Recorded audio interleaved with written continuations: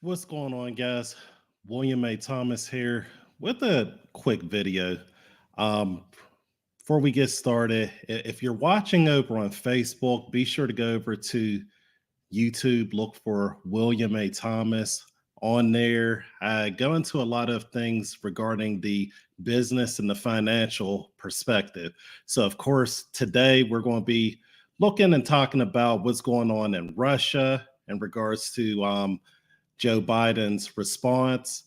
As you guys may have seen in the news today, Biden has put a ban on Russian oil imports into the United States, and this is going to have a big impact. It's going to potentially have an impact on Russia. It'll have an impact on the United States, but more importantly, it's going to have an impact on you. So we're going to just be talking about different things in regards to how to actually deal with those impacts. At the end of the day, there are people that are running the country.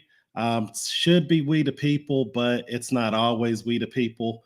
So be sure to keep those things in mind. But if anyone's been at the gas pump and hasn't been under a rock, you probably know that the gas prices are at a historic high.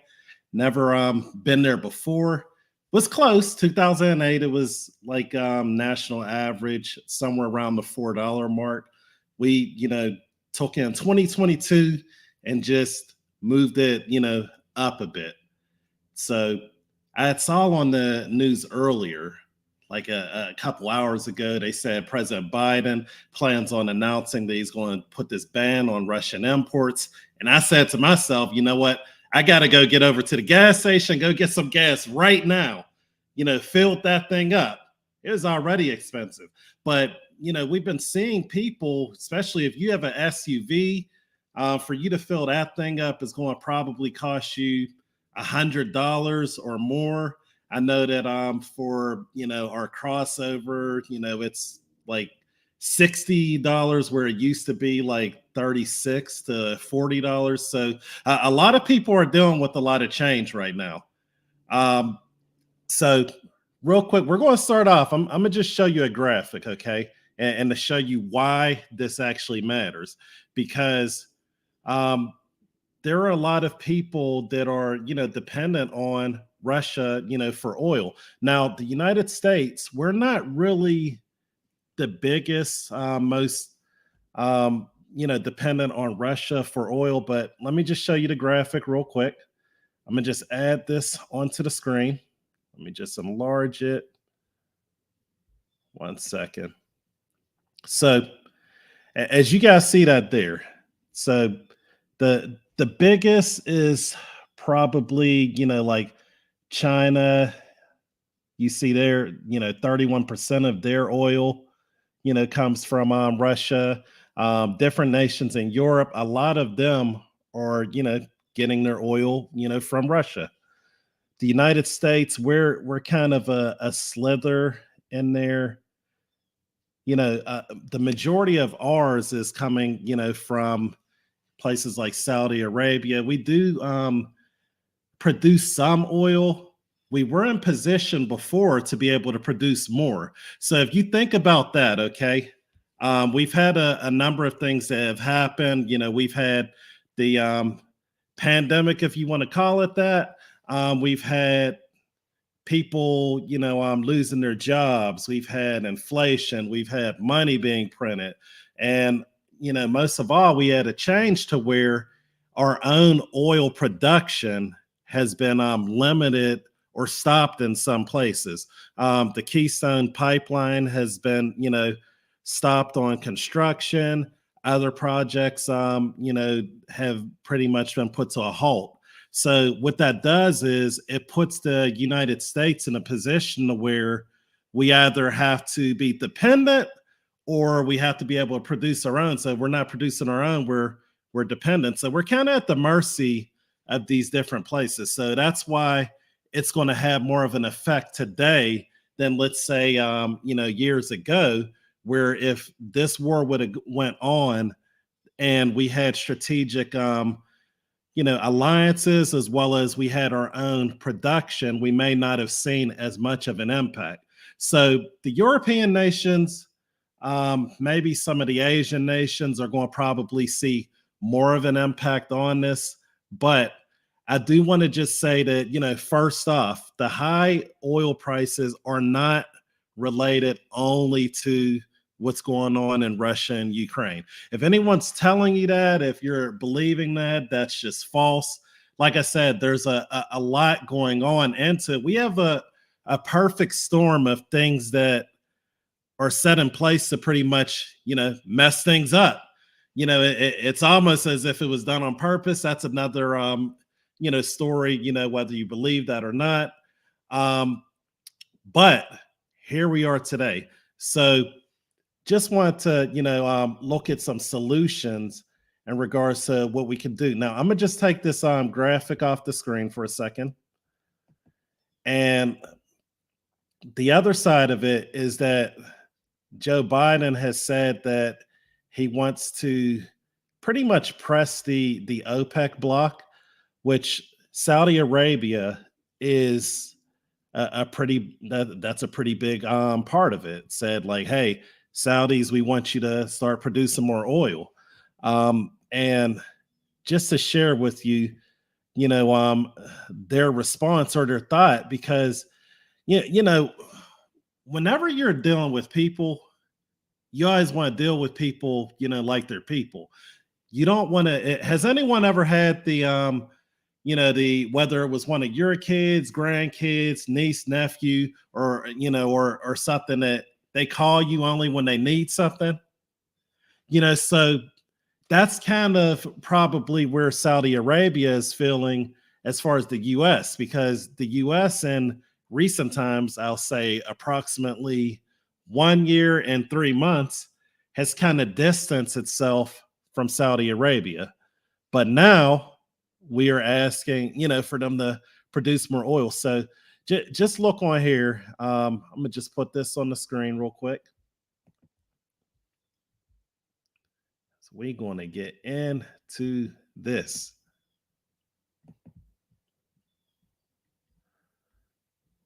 All right, I'm gonna just is we're waiting for remarks from the U.S. President Joe Biden. One of the measures he might announce is the release of a strategic reserve of oil and gas. And the United States is a producer of crude. Just real quick. So strategic reserves. So basically, the plan isn't to drill more oil in the United States.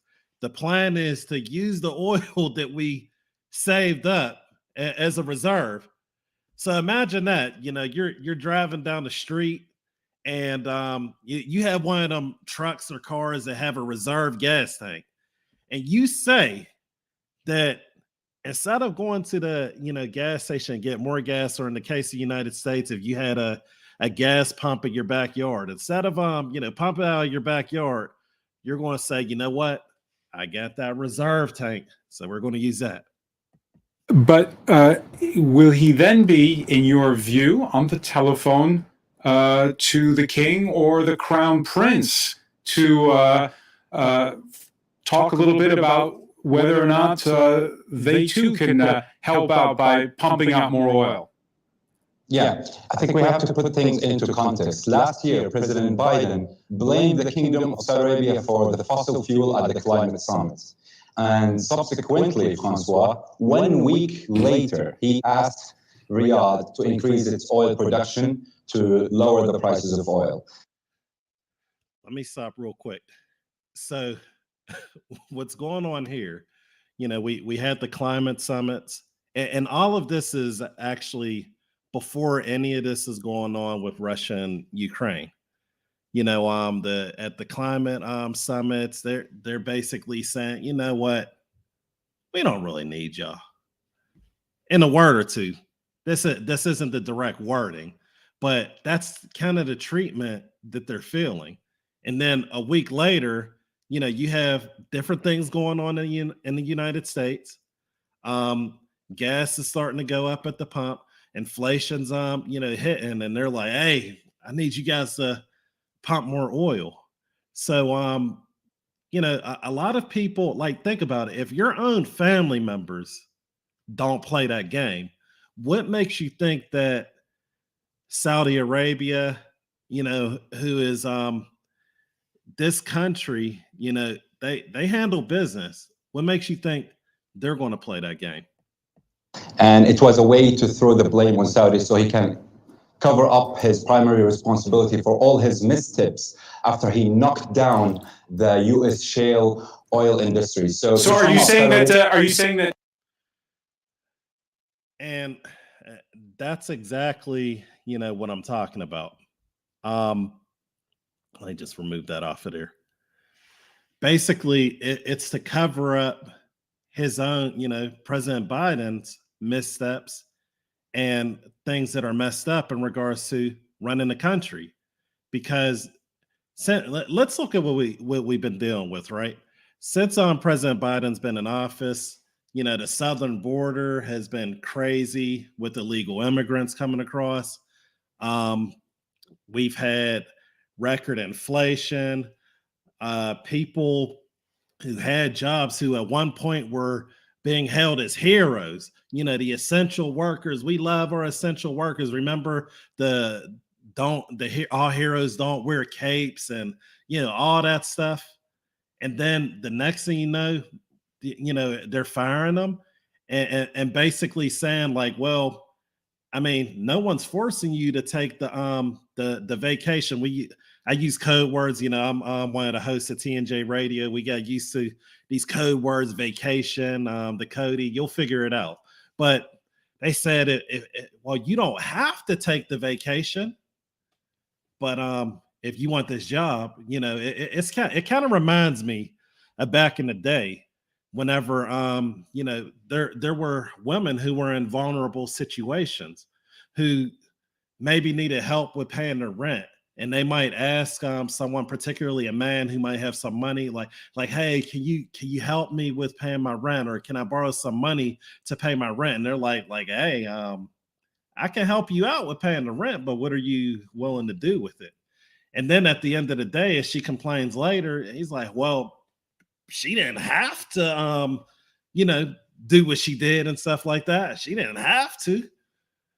That's kind of position that a lot of our essential workers were in. Obviously, I'm not going to equate, an unwanted medical procedure with the, because I'm trying to keep it to where, keep this video within a certain type of parameters. But if you know, if you don't know, ask somebody. But at the end of the day, they said, oh, and don't forget Afghanistan.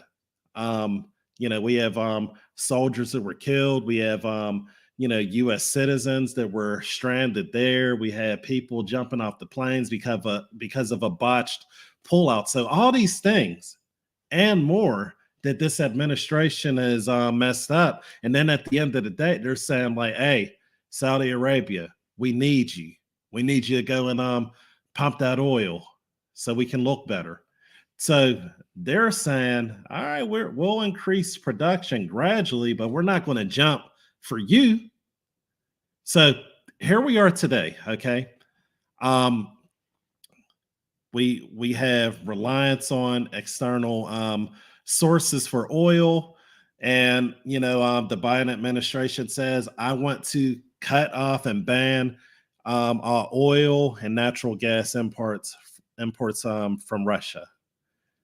At the end of the day, you as a consumer, there's nothing you can do with that. You can go and fight that at the voting booth. Unfortunately, I think that a lot of people kind of are, I don't know. Some people wake up, believe it or not. I hope if you're watching this video that you wake up. But I'd say prior to any of this, the stuff in the past is enough to say, like midterms, we need some changes. But hey, that's completely up to you. But as far as what you can do, okay, and a lot of it comes down to, financial management. It comes down to, maybe not eating out so much.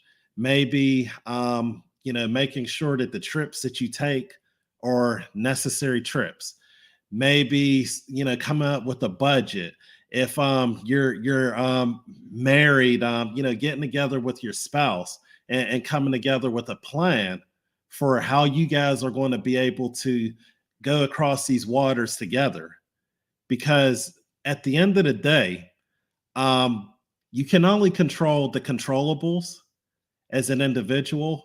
So, what I seek to do, on this channel, we're going to talk more about things to control the controllables. I did a couple of past videos on how to increase your credit score, and you can go ahead and check those out.